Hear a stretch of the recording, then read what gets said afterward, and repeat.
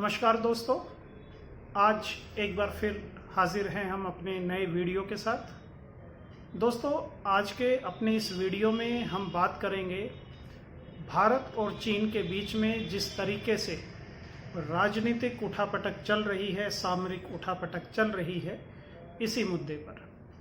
दोस्तों, चीन की बात तो बाद में आएगी।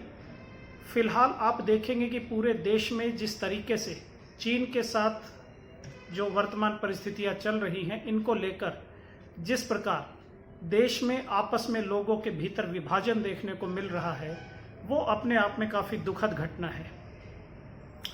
दोस्तों, चीन हमेशा से हमारे लिए एक शत्रु राष्ट्र रहा है, एक एनिमी नेशन रहा है, इसमें कोई शक किसी को नहीं हो सकता। लेकिन राजनीतिक कारणों के चलते और 1962 में चीन के हाथों जो हमें शिकस्त झेलनी पड़ी, उसकी वजह से चीन के प्रति जो हमारी एक पराजित मानसिकता हो गई है, उससे आज भी देश का एक बड़ा हिस्सा उभर नहीं पाया है। आज भी आप देखेंगे, जब आप चीन के साथ बात करते हैं, चीन के मुद्दे पर बात करते हैं, तो बहुत लोग पराजित मानसिकता के साथ ही बात करते हैं। उनको लगता है कि चीन से हम लोग मुकाबला कभी भी नहीं कर पाएंगे। दोस्तों, तकरीबन चीन की आबादी के बराबर हमारी आबादी है। उसके बावजूद भी अगर हम चीन से मुकाबला नहीं कर सकते, हमें लगता है कि हम चीन से कमज़ोर है, तो ये सिर्फ और सिर्फ एक पराजित मानसिकता दिखाता है, उससे ज़्यादा कुछ नहीं। जब भी एक शत्रु राष्ट्र से हमारा सामना होता है, तो शत्रु राष्ट्र से लड़ने के लिए सेनाएं नहीं देखी जाती। हमारे घर पर अगर कोई हमला करता है, तो उससे लड़ने से पहले हम ये नहीं देखते कि वो कितना शक्तिशाली है और क्या हम उससे जीत पाएंगे। जब कोई हमारे घर पर बुरी नज़र रखता है, तो हमारा जो पहला रिएक्शन होता है वो लड़ने का होता है, बदला लेने का होता है, उसे अपने घर से, अपने क्षेत्र से बाहर निकालने का होता है। ये चीज़ कोई मायने नहीं रखती कि वो कितना शक्तिशाली है, उसके पास कितने लोग हैं, कितने हथियार हैं। ये सब चीज़ें बेमानी हो जाती हैं।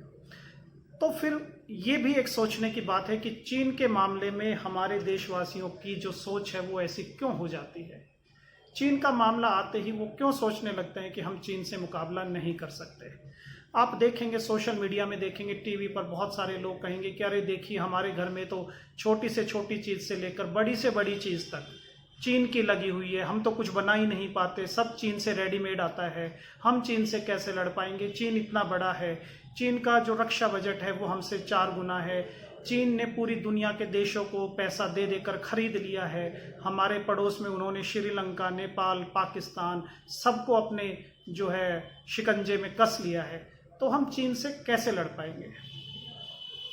अगर आप ऊपरी तौर पर देखेंगे, सतही तौर पर देखेंगे, तो ये चीज़ें आपको ठीक लगने लगेंगी।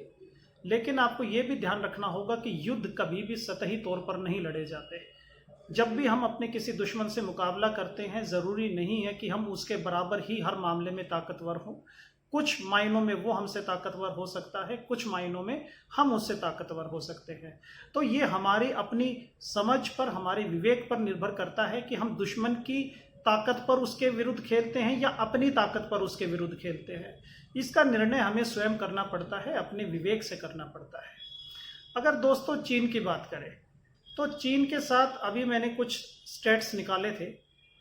पहली जो चीज़ लोगों को लगती है कि चीन हमसे बहुत ज़्यादा ताकतवर है, लेकिन आप किसी भी जो युद्ध के जो विशेषज्ञ हैं, जो सेना के जो विशेषज्ञ होते हैं, उनसे अगर आप केवल भारत में ही नहीं, अगर बाहर भी किसी से बात करेंगे, तो आपको पता लगेगा कि भारत और चीन की जो सामरिक शक्ति है, जो सेना की शक्ति है, वो बिल्कुल मुकाबले की है, टक्कर की है, और उसमें कहीं ना कहीं जो अपर हैंड है, जो मजबूती ज़्यादा है, वो भारत की तरफ दिखाई देती है।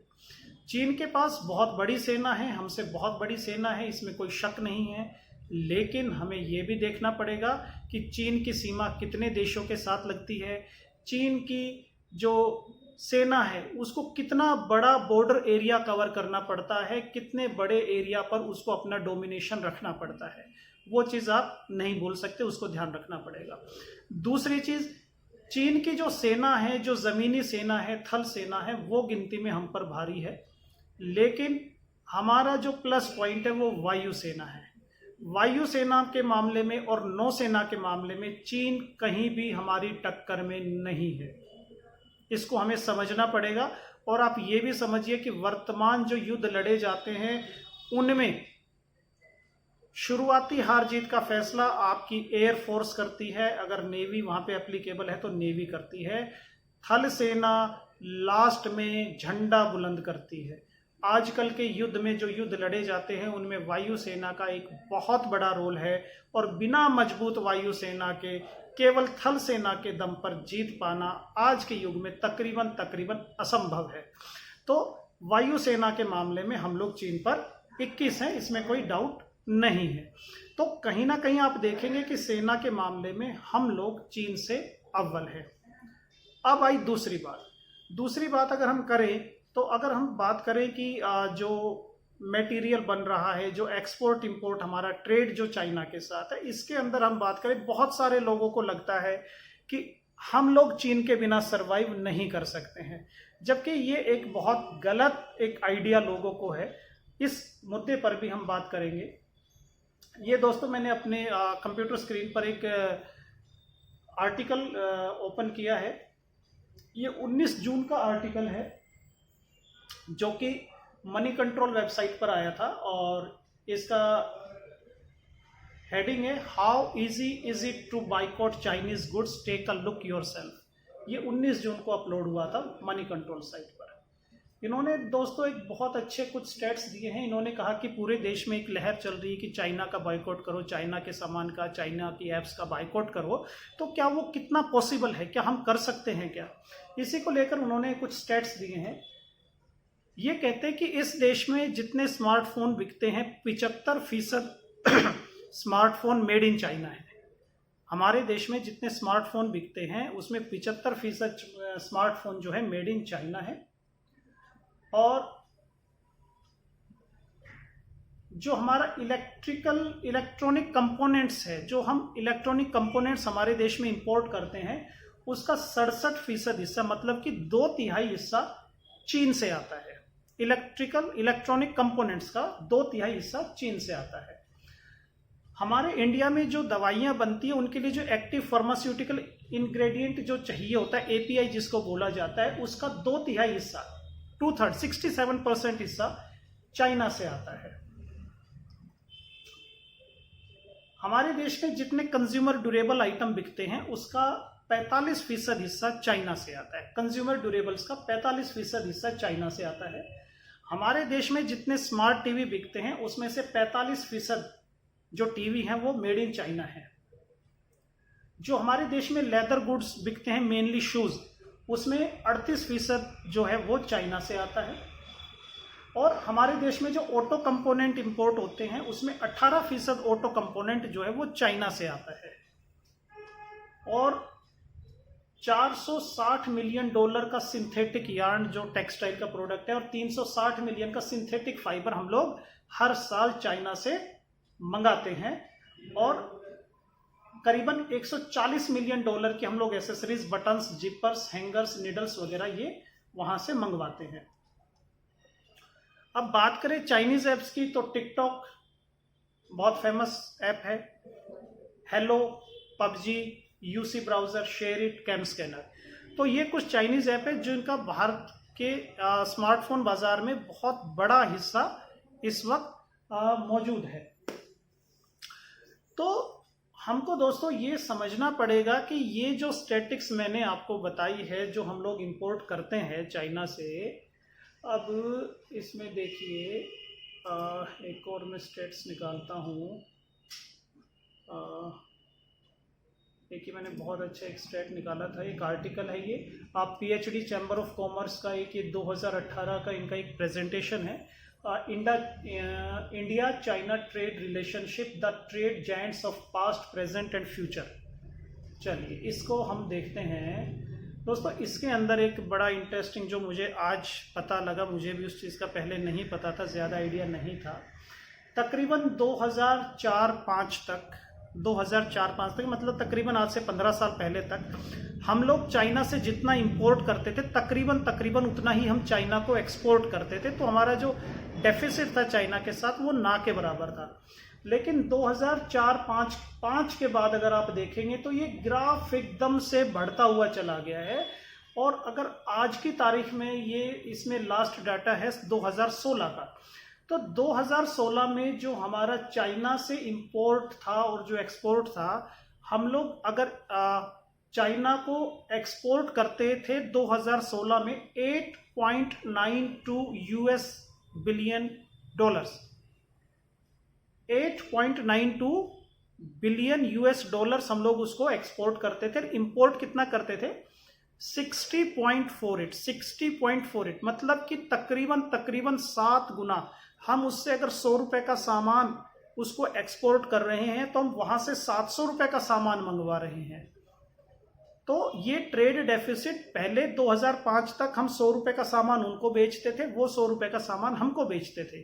लेकिन 2005 के बाद 2016 के डाटा की अगर हम बात करें तो हम उनको अगर 100 रुपए का सामान बेच रहे हैं तो वो हमारे बाजार में आके 700 रुपए का सामान बेच रहे हैं। तो 11 साल के डाटा के अंदर इतना फर्क आपको देखने को मिल रहा है। और उसके बाद अगर हम चले, अब देखिए हम चाइना से इंपोर्ट क्या कर रहे हैं, 51% हिस्सा, 51%। ये 2016 का डाटा है दोस्तों, तकरीबन इसी को आप प्रोजेक्ट कर लीजिए 2020 में।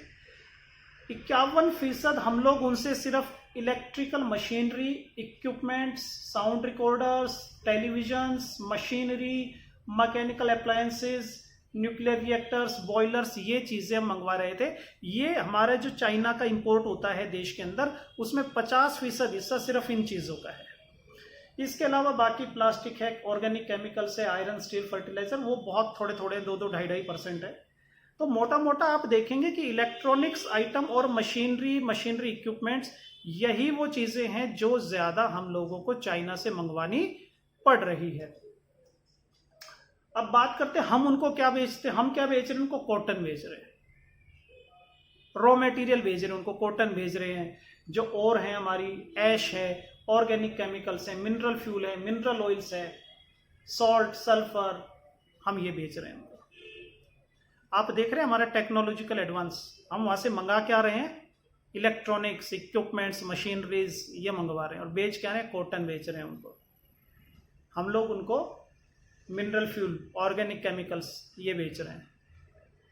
इसलिए हम लोग पीछे हैं कि हम लोगों ने टेक्नोलॉजी का सही इस्तेमाल नहीं किया।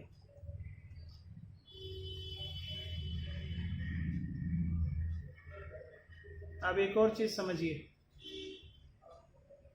कि जो हम चाइना को एक्सपोर्ट करते हैं उसमें जो मोटा हिस्सा है वो रॉ मटेरियल्स का और इंटरमीडिएट गुड्स का है। तकरीबन 3/4 हिस्सा, 74% हिस्सा रॉ मटेरियल और इंटरमीडिएट गुड्स है जो हम लोग उनको भेजते हैं। और हम लोग उनसे एक्सपोर्ट क्या कर रहे हैं? हम लोग उनसे एक्सपोर्ट कर रहे हैं कैपिटल गुड्स और इंटरमीडिएट गुड्स। कैपिटल गुड्स हम कितना इंपोर्ट कर रहे हैं? 57%, आधे से ज्यादा जो हम चाइना से इंपोर्ट करते हैं उसमें से आधे से ज्यादा हिस्सा क्या कैपिटल गुड्स का है।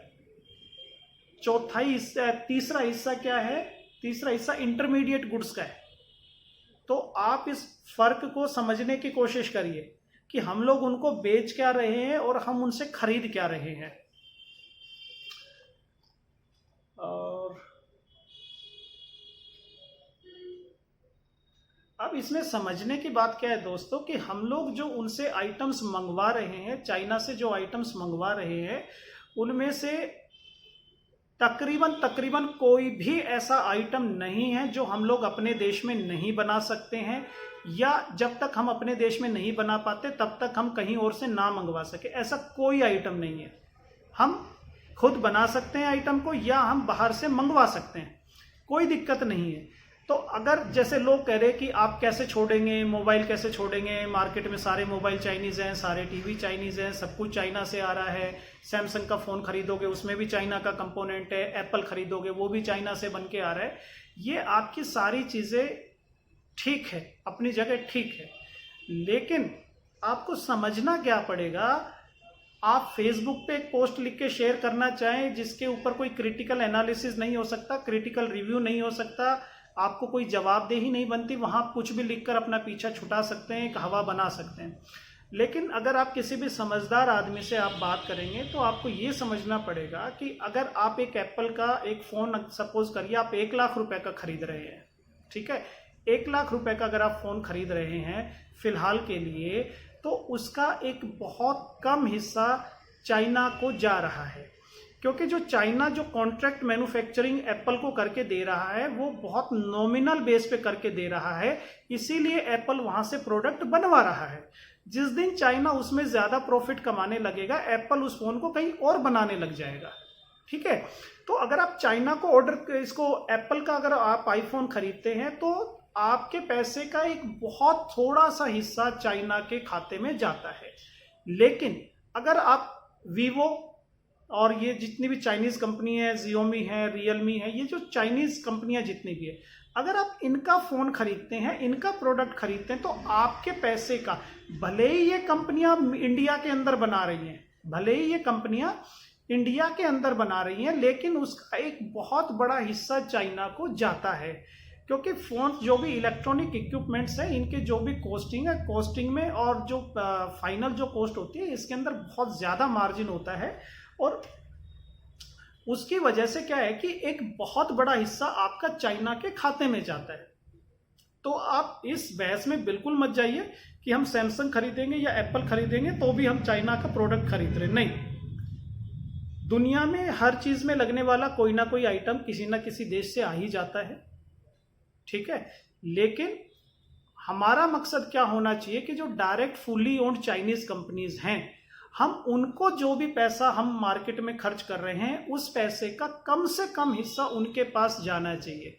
हमारा मोटिव ये होना चाहिए। अब एप्स की अगर आप बात करें तो चाइना ने क्या किया कि चाइना ने हमारे देश के अंदर जो स्टार्टअप एप्स थे, उन अधिकतर एप्स को या तो खरीद लिया या अपने वहां पे ऐप डेवलप करके, इंडिया के हिसाब से डेवलप करके उसको इंडिया में लॉन्च कर दिया। और इंडिया में उसका प्रमोशन इस तरीके से किया गया कि उसने देश के एक बहुत बड़े हिस्से का जो डाटा अपने पास कैप्चर कर लिया। जो एप्स के थ्रू आपका हमारा डाटा कैप्चर होता है, वो चाइना के लिए एक बहुत बड़ा एसेट है। हम लोगों को इस बात को समझना पड़ेगा कि वर्तमान युग में डाटा ही एसेट है जो कुछ है। आप क्या विचारधारा रखते हैं, आप क्या खाना पीना खाते हैं, आप कहाँ घूमने जाते हैं, आप कौन सी पॉलिटिकल पार्टी को सपोर्ट करते हैं, आपके हॉबीज क्या क्या हैं, नेट पे आप कितना टाइम बिताते हैं, किन वेबसाइट्स पे बिताते हैं, ये जो सारा डाटा है, यही आज की डेट में एसेट है किसी कंपनी के लिए। और इसकी कीमत शायद एक अकेले इंसान के रूप में आप ना समझ पाए कि मेरा ये डाटा लेके चाइना क्या कर लेगा।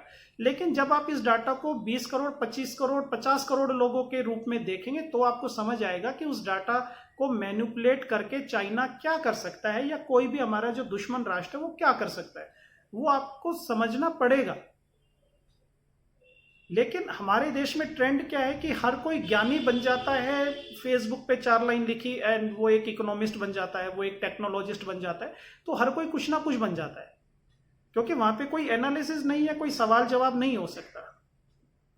तो अगर आपको फोन खरीदना है तो आप सैमसंग का खरीदिए, आप एप्पल का खरीदिए, किसी नॉन चाइनीज कंपनी का खरीदिए, ताकि आप जो पैसा खर्च करते हैं उसका एक बहुत जरा सा हिस्सा चाइना के खाते में जाए और बड़ा हिस्सा उन देशों के पास या उन कंपनियों के पास जाए जिनके संबंध भारत के साथ अच्छे हैं। पैसा ही सब कुछ नहीं होता है। दूसरी बात, जब हम सेना की बात कर रहे थे तो आपको याद होगा कि महाभारत के युद्ध में पांडव और कौरवों के बीच जब महाभारत का युद्ध हुआ तो उसमें करीबन 18 अक्षौहिणी सेना जो है उस युद्ध को लड़ी थी, जिसमें से कि 11 अक्षौहिणी सेना जो है वो कौरवों के पास थी और पांडवों के पास 7 अक्षौहिणी सेना थी। तो तकरीबन ये मानिए कि पांडवों से 1.5 गुना ज्यादा जो सेना है वो कौरवों के पास थे, फिर भी वो युद्ध लड़ा गया था और पांडवों ने उस युद्ध को जीता था। रिसेंट हिस्ट्री का अगर हम बात करें तो आपको हल्दी घाटी का युद्ध याद होगा। हल्दी घाटी के युद्ध में जो सेना की गिनती बताते हैं, बहुत लोग अलग अलग बताते हैं, बट जो एक मोटा मोटा एस्टिमेट जो माना जाता है, जो हमारे एक बहुत रिनाउंड हिस्टोरियन रहे हैं जादूनाथ सरकार जी, उन्होंने भी जो डाटा दिया है, उनका कहना है कि हल्दी घाटी के युद्ध में महाराणा प्रताप के पास 3000 की फौज थी और जो मुगल सेना थी वो 10,000 से ज्यादा थी, मतलब कि 1:4 का रेशो था। उसके बावजूद भी मुगल सेना महाराणा प्रताप को हरा नहीं पाई थी। हल्दी घाटी के युद्ध के बारे में शायद बहुत लोगों को ये नहीं पता कि हल्दी घाटी का युद्ध ड्रॉ हुआ था, उसमें महाराणा प्रताप की हार नहीं हुई थी। महाराणा प्रताप की सेना क्योंकि कम थी, तो जब हल्दी घाटी का युद्ध लड़ा गया था 18 जून को, तो उसमें महाराणा प्रताप ने क्या किया था, उन्होंने ये प्लान किया कि भाई मुगल की सेना इतनी ज्यादा है तो हम अपनी सेना को बांट कर युद्ध नहीं लड़ सकते, हमको एक बार में एक झटके में युद्ध लड़ना होगा और उसी में हमारी जीत निश्चित हो सकती है। तो इस रणनीति के तहत महाराणा प्रताप ने अपनी 3,000 की पूरी सेना को एक बार में मैदान में उतार दिया था। और हल्दी घाटी का युद्ध जब शुरू हुआ तो शुरुआती 2-3 घंटे के युद्ध में महाराणा प्रताप का पलड़ा बहुत भारी था, लेकिन क्योंकि वो लोग गिनती में इतने कम थे तो धीरे धीरे अगले कुछ घंटों में जो तस्वीर पलट गई और महाराणा प्रताप ने जब देखा कि उनकी सेना अब कम पड़ रही है और मुगल उन पर हावी होते जा रहे हैं, तो महाराणा प्रताप की सेना का एक हिस्सा जो है वो आगे मुगलों से लड़ता रहा और महाराणा प्रताप युद्ध के मैदान से घायल होकर वापस आ गए। उसके बाद हुआ ये कि मुगल सेना को ये पता था कि जब तक तुम खुले मैदान में लड़ रहे हो तुम लोग महाराणा प्रताप पर भारी पड़ सकते हो, लेकिन अगर महाराणा का पीछा करने की कोशिश की और अंदर घाटी में घुसे तो महाराणा की सेना से आप लड़ नहीं पाएंगे। इसलिए हुआ क्या कि महाराणा के पीछे हटने के बाद मुगल सेना भी वहां से पीछे हट गई थी और मुगल सेना और जो महाराणा के बीच के जो संबंध थे वो एज इट इज दुश्मनी वाले चलते रहे। कुछ समय तक अकबर ने वहां पर गौर किया और उन्होंने मेवाड़ के एक बड़े क्षेत्र पर कब्जा किया, लेकिन कुछ साल के बाद अकबर ने उस इलाके में जो है ध्यान देना बंद कर दिया और उन्होंने देश के बाकी हिस्सों में ध्यान देना शुरू किया, जिसके बाद एक एक करके महाराणा प्रताप ने अपनी जो उनकी एक रियासत थी उस रियासत के एक बड़े हिस्से पर फिर से कब्जा कर लिया था। ये शायद डिटेल बहुत कम लोगों को पता होगी। तो इन युद्ध के बारे में हमारा बताने का मकसद यही है कि आप कभी भी गिनती पर टेक्नोलॉजी पर मत जाइए। गिनती और टेक्नोलॉजी सब कुछ नहीं होती। युद्ध जो है सेना के कमांडरों द्वारा लड़े जाते हैं, सब कुछ उनकी रणनीति पर निर्भर करता है। आप ज्यादा पीछे मत जाइए, 45-50 साल पहले की बात है। चीन ने वियतनाम पर हमला किया था और वियतनाम पर उन्होंने फुल फोर्स से हमला किया। तो वियतनाम के जो सेना के कमांडर थे उन्होंने क्या कहा, उन्होंने कहा कि आप पीछे हट जाइए। वो पीछे हटते चले गए, चीन की सेना को अंदर घुसाते रहे और जब चीन की सेना पूरे तरीके से उनके चंगुल में फंस गई, उसके बाद उन्होंने एक फुल फ्रंटल अटैक किया चाइना की सेना को पूरे तरीके से घेर के, और चाइना की सेना को उन्होंने चीन की सेना को गाजर मूली की तरह काट दिया था। आप वियतनाम का साइज देखिए, वो कितना बड़ा देश है, और चीन का साइज देखिए।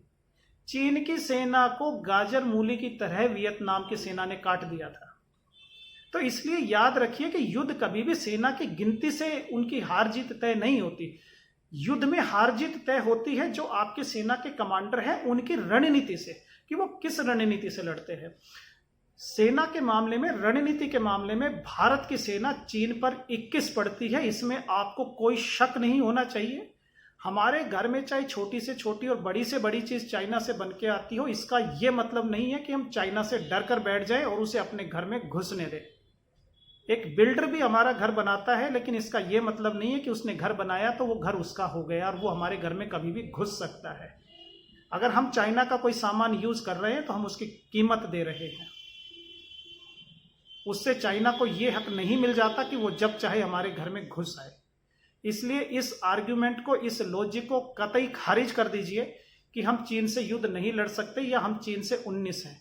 आप सामरिक दृष्टि से देखिएगा तो भी हम चीन से 21 हैं।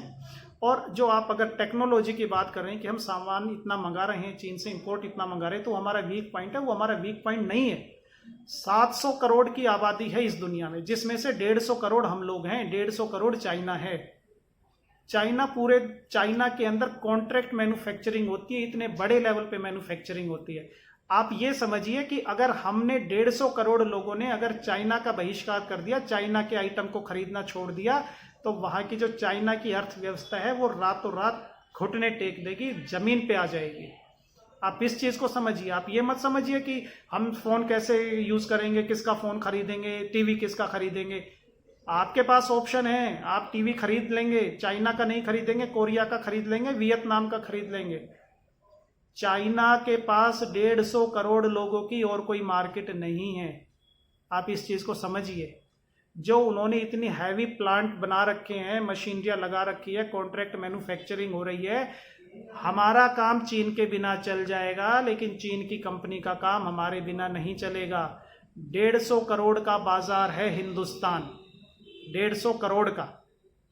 तो डरना हमें नहीं है, डरना उनको है, चाइना को डरना है, हमको नहीं डरना। हम तो हर मामले में 21 है उनसे। तो दोस्तों, आप इस चीज को समझिए। हम चीन से 21 है, जरूरत है हमें संगठित रहने की, एक सुर में बोलने की। और अगर हम इसी तरह टिके रहेंगे चाइना के खिलाफ, अपने युद्ध को इकोनॉमिकली और सेना के तौर पर अगर हम चलाते रहेंगे, सेना की तरफ से सेना के हाथ मजबूत करते रहेंगे, इकोनॉमिकली चाइना का बहिष्कार करते रहेंगे, तो चीन घुटने टेकेगा। ये उसकी मजबूरी है। दोस्तों, आज का हमारा वीडियो यहीं समाप्त होता है। हमारा वीडियो आपको पसंद आए तो इसको लाइक और शेयर ज़रूर करें। हमारे YouTube चैनल को सब्सक्राइब करें और आगे किन विषयों पर आप वीडियो देखना चाहेंगे उसके बारे में भी हमें ज़रूर बताएं कमेंट करके। आज के लिए धन्यवाद। जय हिंद।